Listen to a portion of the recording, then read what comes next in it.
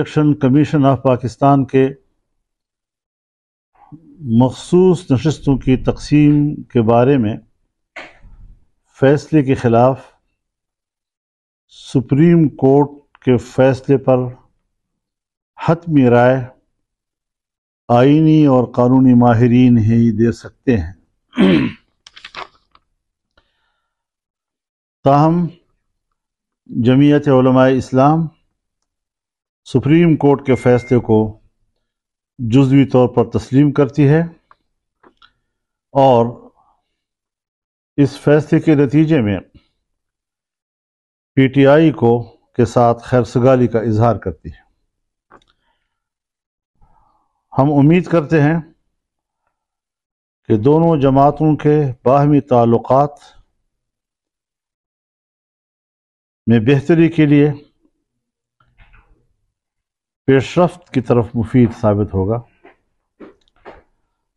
اور تحفظات کو دور کرنے کے لیے مذاکراتی ماحول تشکیل دینے میں مددگار ثابت ہوگا۔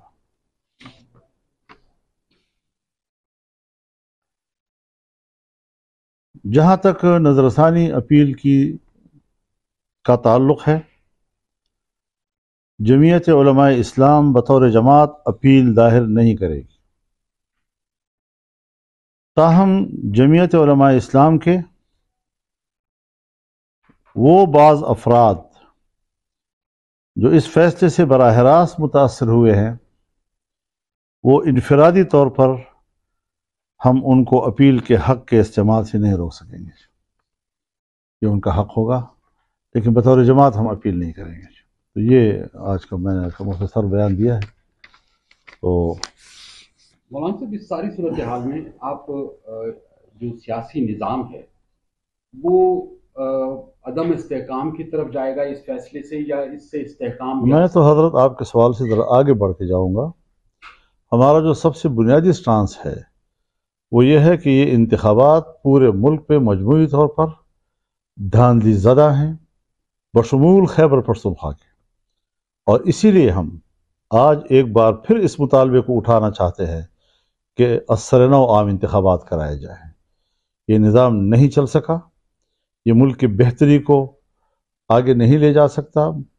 بجٹ نے آئینہ دکھا دیا ہے ملک کی اقتصادی صورتحال کا، اور انہوں نے ملک کی معیشت کے مستقبل کو اتنا خوفناک بنا دیا ہے کہ ابھی اس کی امپلیمنٹیشن، اس پر عمل درآمد کا آغاز ہی ہو رہا ہے، اور ہر طرف عام آدمی کی چیخیں نکل رہی ہیں، مہنگائی کے حوالے سے، بجلی کے بلوں کے حوالے سے، اور مختلف حوالوں سے۔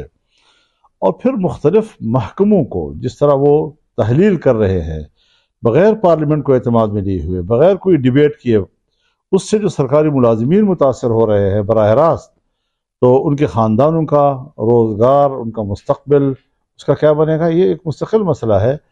تو اس لیے ایک ایسا انتخاب ملک میں ہونا چاہیے کہ جس سے اسٹیبلشمنٹ دور رہے۔ ہمیں امن و امان کے خطروں سے کوئی سروکار نہیں ہے، ہمیں تحفظ نہ دے، ہم ان کا تحفظ نہیں چاہتے۔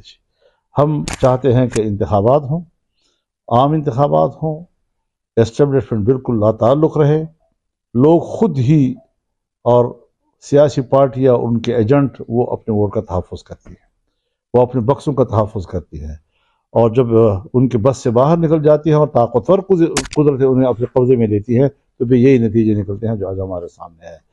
اسٹیبلشمنٹ کو ہم ایک اچھی بات، ایک اچھا پیغام دے سکتے ہیں کہ ہر چند کے پورے نظام پر آپ کا مکمل کنٹرول کی ایک بہت بڑی خواہش آپ کے اندر موجود ہے، اور آپ سمجھتے ہیں کہ اسمبلیاں بھی ہماری مرضی کی ہوں، اسمبلی کے اندر لوگ بھی ہماری مرضی کے ہوں، لیکن یہ ملک کو کمزور کر رہا ہے۔ آپ کی جو ملک کے ساتھ کمٹمنٹ ہے اس کی نفی ہے۔ آپ اپنے آپ کو جملوں کے استعمال کے ساتھ اور بیان بازی کے ساتھ کور نہیں کر سکتے اس بات کو، اور نہ یہ خوشفہمی میں رہیں کہ آپ کے اس بیانی سے لوگ مطمئن ہو سکیں گے، کیونکہ آپ کا عمل اور اپنا قول اس میں آسمان و زمین کا تضاد ہے۔ موجودہ حکومت جو اس وقت سیٹ اپ ہے، وزیر قانون نے اتحاد کی طرف، کونسل کی طرف سے تھا، جبکہ فیصلہ جو ہے وہ پی ٹی آئی کے حق میں آیا ہے۔ میں نے اسی لیے پہلے جملے میں یہی کہا کہ اس پر حتمی رائے جو ہے وہ ماہرین آئین و قانون ہی دے سکتے ہیں، اور جب تفصیلی فیصلہ سامنے آئے گا تو اس سے پھر اصل چیزیں سامنے آئیں گی جس پر اعتراضات اٹھائے جا سکیں گے. تو یہ سردست میرا ایک رد عمل ہے، لیکن حتمی رد عمل جو ہے وہ ہمارے صرف GUI کے نہیں بلکہ دوسرے جو ملک کے اندر ماہرین آئین و قانون ہے وہ اس پر اپنی رائے دے سکیں گے. آپ الیکشن کمیشن کو تنقید کا نشانہ بناتے رہے ہیں، اور آج کا جو فیصلہ تھا اس میں بنیادی طور پہ زیادہ تر جو ماہرین ہیں وہ بھی یہی کہہ رہے ہیں کہ بیسیکلی جو فیصلہ آیا تھا اس کی جو جس کو سمجھا گیا تھا الیکشن کمیشن کی طرف سے وہ بنیادی طور پہ نقطہ بنا ہے کہ الیکشن کمیشن. دیکھیے ہمارے ہاں جی سیاست میں خلط مبحث کیا جاتا ہے. خلط مبحث کا معنی یہ ہے کہ ایک بات وہاں سے اٹھا لی جاتی ہے، ایک وہاں سے اٹھا لی جاتی ہے، اور پھر اس طرح پیش کیا جاتا ہے جیسے ان کے بعد میں کوئی تضادات سامنے آئے ہیں. دیکھیے ایک ہے الیکشن کا انتظام، پولنگ اسٹیشنوں کا انتظام، ووٹرز کے لیے ووٹ ڈالنے کی سہولت اور ان کی اندر خود اعتمادی اور کے ساتھ ووٹ ڈالنے کا استعمال. وہاں تو الیکشن کمیشن مکمل ناکام ہے، نتائج تک بھی مکمل ناکام ہے. لیکن جب آیا مخصوص نشستوں کا معاملہ تو یہ ایک قانونی مسئلہ تھا جی.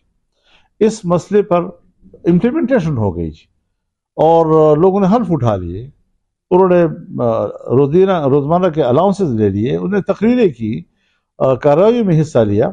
تو یہ پھر اس کے بعد ایک قانونی شکل بن جاتی ہے کہ ہماری پارٹی بھی ظاہر ہے کہ اس کے بھی لوگ انہوں نے حلف اٹھایا، تو ہم اپنے اراکین کو تو ان کے حقوق سے محروم نہیں کر سکتے تھے جی. تو جب ایک دفعہ ایک فیصلے پہ امپلیمنٹیشن ہو گئے اور ہم نے خود امپلیمنٹیشن کی اور پھر ہم ہی اس کی مخالفت کریں، یہ بھی ذرا عجیب سا لگتا تھا. تو اس حوالے سے ہمارے وکلاء نے بڑے سوچ سمجھ کر بڑے قانونی استدلال کے ساتھ اپنا مقدمہ پیش کیا ہے. لیکن جو بھی فیصلہ آیا ہے اس کے پیچھے اصل عوامل کیا ہیں، کیا کھیل چل رہے ہیں، تو یہ سارے صورتحال ظاہر ہے کہ ملک کا مسئلہ ہے، اور ہم نے اس پر یہی رائے دی ہے کہ ہمارے جو اراکین جو متاثر ہوئے ہیں بحیثیت فرد کے، ان کو ان کا حق حاصل رہے گا.